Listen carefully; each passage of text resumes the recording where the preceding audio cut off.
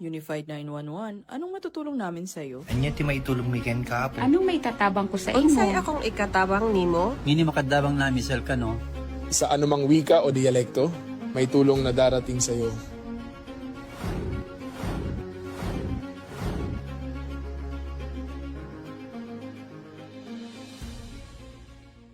Lilingkod sa bawat Pilipino at magbibigay ng tamang impormasyon para sa tahimik at maayos na Pilipinas. Police News Network, alagad ng batas, tagapagtaguyod ng balitang pulis, sandigan ng mamamayan, patnubay ng katotohanan.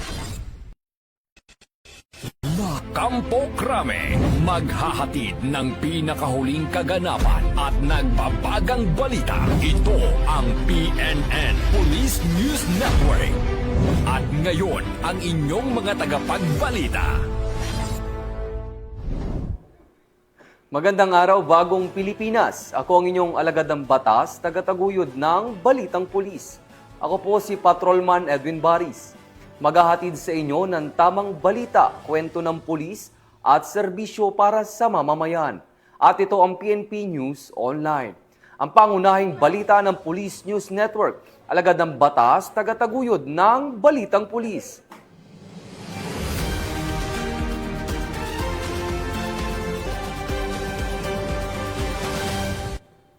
Narito ang mga balitang hatid ng ating PNN correspondents mula sa iba't ibang panig ng bansa.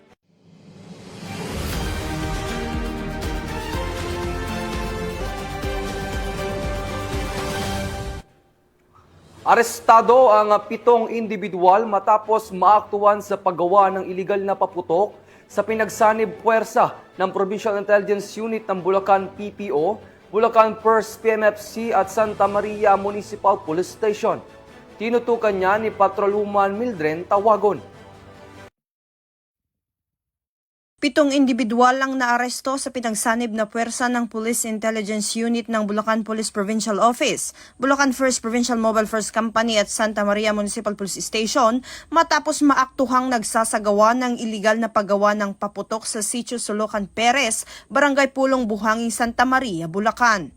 Kinilala ni Police Lieutenant Colonel Razel Dennis Iriburiano, hepe ng Provincial Intelligence Unit, ang mga sospek na sina alias Peter, si Hila, Jeff Nold, Ann, Mary at Lynn. Nasamsam mula sa lugar ng operasyon ang iba't ibang uri ng iligal na ginagawang paputok, kabilang ang mga tinatawag na 5-star, gayon din ang mga kagamitan na ginagamit sa paggawa nito. Tinatayang aabot sa humigit kumulang 20,000 pesos ang kabuuang halaga ng mga nakumpiskang paputok at materyales. Ang mga naarestong individual ay mahaharap sa kasong paglabag sa Republic Act No. 7183 o Illegal Manufacture of Firecrackers and Pyrotechnic Devices.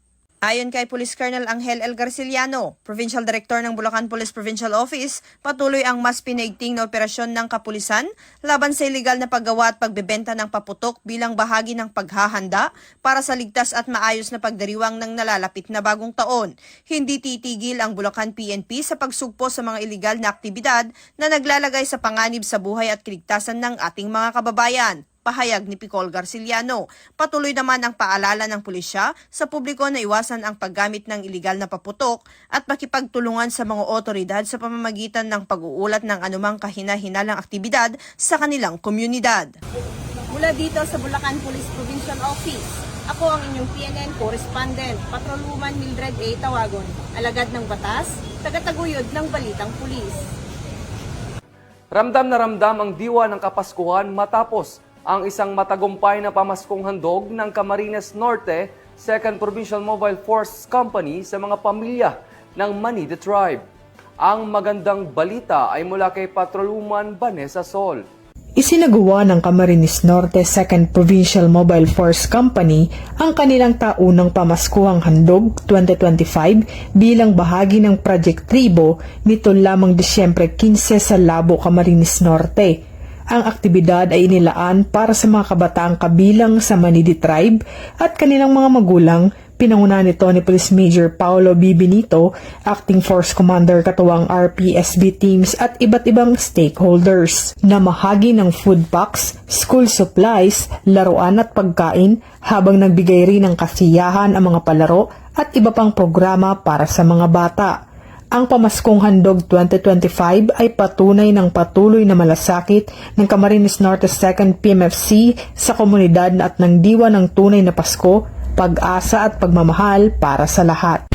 Mula dito sa Legazpi City, Albay, ako ang inyong PNN correspondent, Patrolwoman Vanessa Sol, alagad ng batas, tagataguyod ng Balitang Pulis. Maraming salamat, Patrolwoman Sol. Muling umarangkada ang serbisyo karaban sa bayan ng Dimilacan, Isabela, kung saan naging matagumpay ito sa tulong ng PNP, lokal na pamahalaan at iba't ibang ahensya ng pamahalaan. Ibabalita yan ni Patrolwoman Jerilyn Culico. Matagumpay na isinagawa ng lokal na pamahalaan ng Divilacan, Isabela, katuwang ang iba't ibang ahensya ng pamahalaan ang isang serbisyo karavan na naglalayong maghatid ng mahalagang serbisyong pampamayanan sa mga residente ng bayan noong ika-20 ng Disyembre nitong taon. Binigyang diin ang aktibidad sa aktibong presensya at partisipasyon ng mga opisyal at kinatawan ng mga kasaping ahensya at kabilang sa mga dumalo si Police Major Teresito C. Kalimpusan Jr., hepe ng pulisya ng Divilacan, na nagpaabot ng buong suporta ng Philippine National Police sa mga programang naglalayong maghatid ng serbisyong pangkomunidad, magpatibay ng kapayapaan at kaayusan at tumugon sa mga ugat ng insurhensiya sa lugar. Nagbigay ang serbisyo karaban ng iba't ibang tulong at serbisyo, kabilang ang medical mission, pamamahagi ng mga kagamitang pambukid at pamamahagi ng mga punla na may layuning mapabuti ang kalusugan, kabuhayan at pangkalahatang kapakanan ng mga lokal na residente. Ang inisyatibong ito ay sumasalamin sa pinag-isang pagsisikap ng pamahalaan at mga katuwang na ahensya sa pagsusulong ng pammatagalang kaunlaran, pagtataguyod ng mabuting pamamahala at pagtiyak sa kapakanan ng komunidad.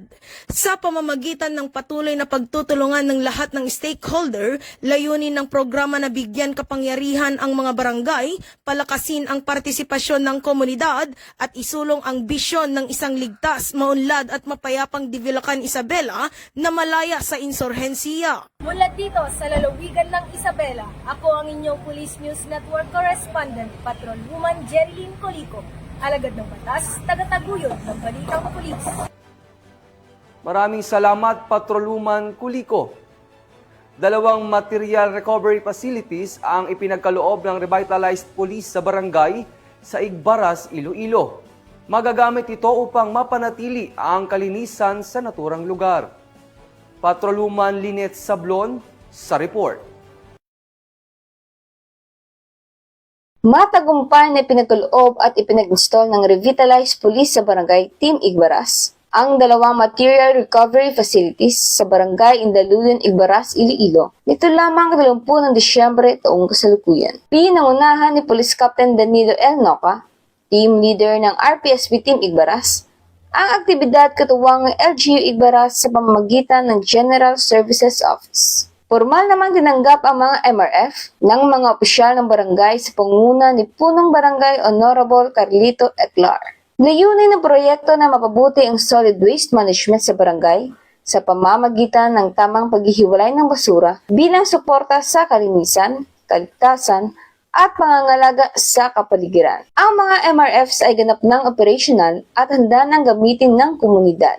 Patuloy na pinatutunayan ng RPSB Team Igbaras ang tapat na serbisyo at malasakit nito sa komunidad sa pagsusulong ng kaligtasan, kaayusan at pagmatagalang kaunlaran sa pamayanan. Bagong PNP para sa bagong Pilipinas, serbisyong mabilis, tapat at nararamdaman. Mula rito sa Western Visayas, ako ang PNN correspondent, Patrolwoman Lynette Sablon, alagad ng batas, tagataguyod ng Balitang Pulis. Maraming salamat, Patrolwoman Sablon. Mahigit 6 na milyong piso na halaga ng iligal na droga ang nasabat sa matagumpay na buy-bust operation ng mga otoridad sa Iloilo. Suspect dati nang nakulong dahil sa kaparehong kaso. Magbabalita dyan si Patrolwoman Dominic De Palubos. Isang malaking tagumpay kontra iligal na droga ang naitala ng Philippine National Police matapos makumpiska ang mahigit 6 na milyong pisong halaga ng shabu sa isang bypass operation sa Barangay Bongko, Pototan, Iloilo, madaling araw ng Desyembre 20 taong kasalukuyan. Pinangunahan ng Provincial Drug Enforcement Unit ang operasyon matapos ang ilang buwang masusing surveillance at intelligence gathering na nagresulta sa pagkakaaresto ng isang high-value individual. Ang sospek ay dati nang nakulong sa kaparehong kaso at muling nasangkot sa iligal na aktibidad. Nasamsam sa operasyon ang humigit kumulang 900 gramo ng hinihinalang shabu, kabilang ang mga sachet at bulto na may tinatayang standard drug price na 6,120,000 piso. Batay sa investigasyon, ang sospek ay umano'y nagsisilbing bodigero at transporter ng iligal na droga at ang supply ay nagmumula pa sa Metro Manila. Sa kasalukuyan, nasa himpilan na ng pulisya ang sospek para sa tamang disposisyon at haharap sa kasong paglabag sa RA 9165 o ang Comprehensive Dangerous Drugs Act of 2002. Tiniyak naman ng Police Regional Office 6 sa pamumuno ni Police Brigadier General Josefino D. Ligan, Regional Director, na magpapatuloy ang mahigpit at koordinadong operasyon upang masiguro ang kapayapaan at kaligtasan ng publiko sa pamamagitan ng aktibong pakikipagtulungan ng komunidad at mahigpit na pagpapatupad ng batas. Patuloy na binubuo ang isang mas ligtas, mas maayos at mas matatag na bansa para sa susunod na henerasyon. Mula dito sa Police Regional Office 6, ako ang inyong Police News Network Correspondent, Patrolwoman Andrea Dominic de Palobos, alagad ng batas, tagataguyod ng balitang pulis.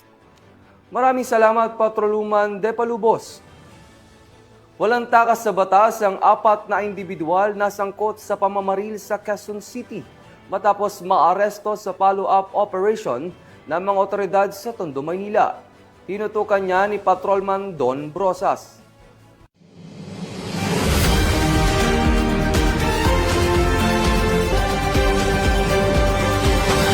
Bumagsak sa kamay ng mga otoridad ang 4 na sospek, kabilang ang isang menor de edad na babae, nasangkot umano sa pamamaril sa Quezon City matapos maaresto sa isinagawang follow-up operation sa Tondo, Maynila. Batay sa ulat, bandang alas 8:48 ng gabi nitong 18 ng Disyembre nang maaresto ng pinagsanib na puwersa ng Quezon City Police District Station 10 at Manila Police District Station 7 ang mga sospek na sina alias Brian, Rodrigo, Reynold at isang menor de edad sa Barangay 221, Zone 21, Tondo, Manila. Batay sa investigasyon, ang grupo ay sakay ng 2 motorsiklo nang umano'y mamaril noong Disyembre 13, dakong alas 3:15 ng hapon sa kahabaan ng Dr. Garcia Avenue, corner Quezon Avenue, kung saan nasugatan ng isang Nigerian national matapos tamaan sa kaliwang tuhod. Sa pamamagitan ng CCTV backtracking, natunto ng mga sospek sa tulong ng isang confidential tipster na nagpositibong tumukoy kay alias Brian na sangkot din sa isa pang pamamaril sa Maynila. Sa follow-up operation, naaresto ang 4 na sospek at nakumpiskahan ng iba't ibang baril, bala at eksplosibo. Ayon kay Police Colonel Glenn Silvio, Acting Director ng QCPD, patuloy pa ang pagtugis sa iba pang sangkot sa insidente. Ito ang bagong PNP para sa bagong Pilipinas, serbisyong mabilis, tapat at nararamdaman.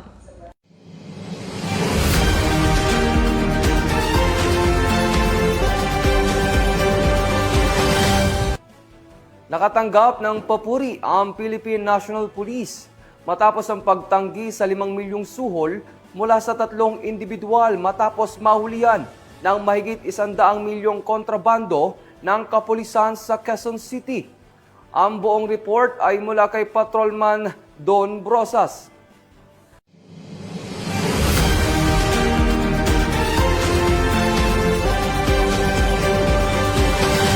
Tumanggap ng papuri ang Philippine National Police sa ipinamalas na paninindigan laban sa ilegal na kalakalan matapos tanggihan ng umano'y 5 milyong suhol kapalit ng pagpapalaya sa mga sospek at pagpapalusot sa truck na may lamang tinatayang 143 milyong kontrabando.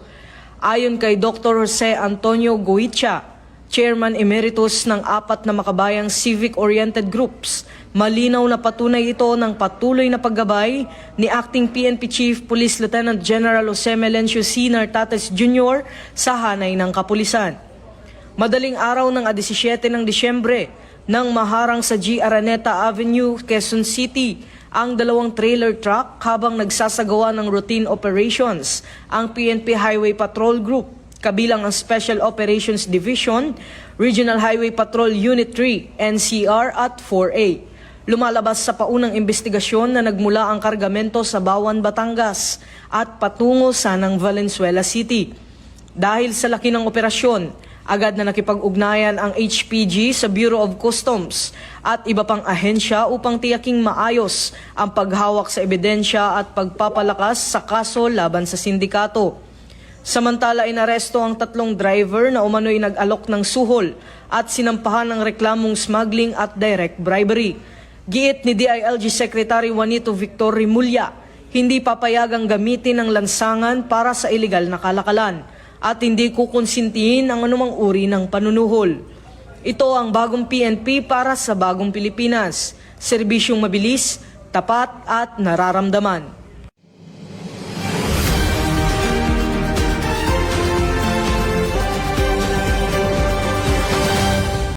At yan ang mga balitang iniulat ng ating PNN correspondent mula Luzon, Visayas at Mindanao.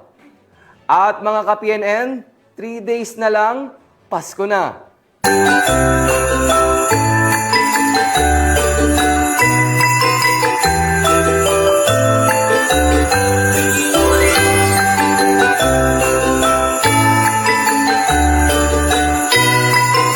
Sa ngalan ng pamunaan ng Philippine National Police, sa panguna ni Acting Chief PNP Police Lieutenant General Jose Melencio Nartates Jr. at sa pamumuno ni President Ferdinand Bongbong Marcos Jr., kami ay maglilingkod sa bawat Pilipino at magbibigay ng tama at balanseng balita. Mula rito sa tanggapan ng tagapag-ugnay ng Pambansang Pulisya, kami ang inyong alagad ng batas, tagataguyod ng Balitang Pulis. Ako ang inyong tagapag-ugnay, Patrolman Edwin Baris. Maghahatid ng tamang balita, kwento ng pulis at serbisyo para sa mamamayan. At ito ang PNP News Online. Ito ang bagong PNP para sa bagong Pilipinas. Serbisyong mabilis, tapat at nararamdaman.